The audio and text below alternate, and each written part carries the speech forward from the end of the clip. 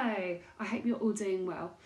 Yesterday you heard from Pippa, so she was talking to you about the Easter story and she spoke to you about the first part. So she spoke about Jesus' triumphant entry into Jerusalem.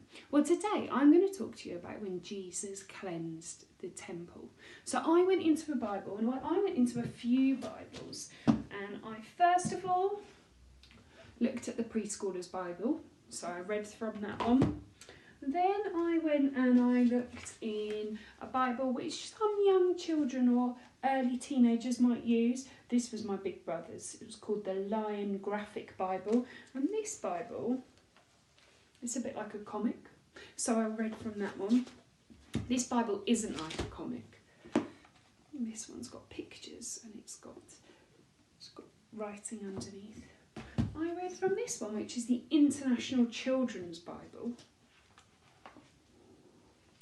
And I also read from a Bible on my mobile phone. So I went on my mobile phone and I read from a Bible on there, which was for grown-ups. So I read and I looked at this verse. So I looked at Luke 19:45 to 48, and I was thinking about Jesus cleansing the temple. So you might be asking, what is a temple? Now, when I say this to you, I'm going to talk to you about what happened when Jesus went into the temple. But if you want to look at the actual verses with your grown-up, go and have a look at these. So Luke 19:45 to 48. So what is a temple? Now, a temple is a very, very special building, and it's where people go and they worship. They might go to sing some songs, they might go to say some prayers, they might go to listen to someone talking. So a temple is a special building. It's a little bit like a church. So Jesus went to the temple, and when he got there, he was not at all happy, okay? Because people were selling things. The temple had turned a little bit like into a shop. So the temple had turned into a shop. And when he went in there and he saw that his special building where he went was not being used in the right way, he was furious. He was so cross that he pushed everything off. He threw everything, and all the tables were turned upside down. People felt very shocked that he was so cross. But he was cross because his building wasn't being used in the way that it should have been used. I want you to think of something which is really special to you. Okay, maybe something in your house that you've got which is really special and it's important to you. I've got this toy here. Now, this toy is very important to me because two very special people that come to church, they got me this as my birthday present one year when I was a little bit younger, and I keep this and it reminds me of those people. So this is very important to me. Maybe you can pause this video now and you can tell your grown-up that you're with, something that's important to you and how it makes you feel. Okay, so you should have paused the video and told the person something important to you and how it makes you feel.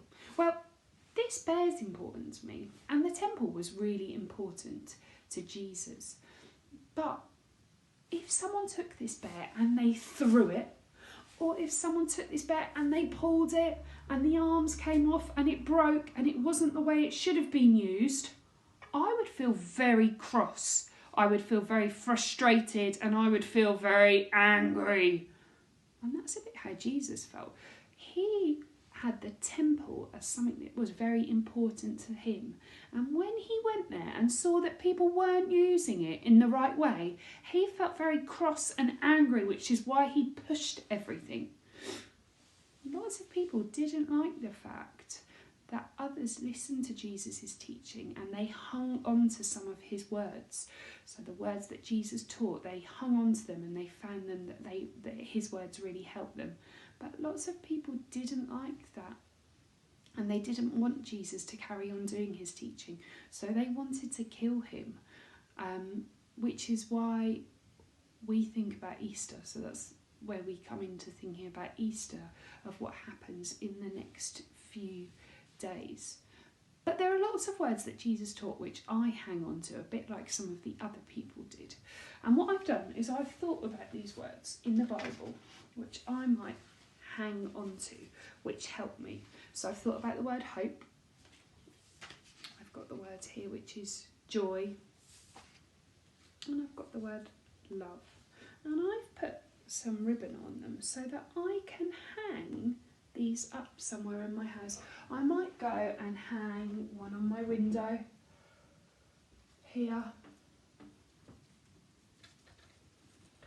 I might go and hang one outside on the tree in the garden. I might go and I might write a few more of words which I hang on to that Jesus said, which help me with my faith. Maybe you could do the same, and this Easter you could hang up some of the words which you might have seen in the Bible or which you think of when you think of Jesus.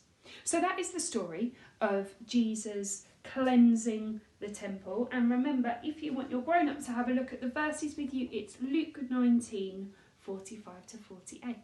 I hope you have a wonderful Easter, and I hope you enjoy making some of these words. See you soon. Bye.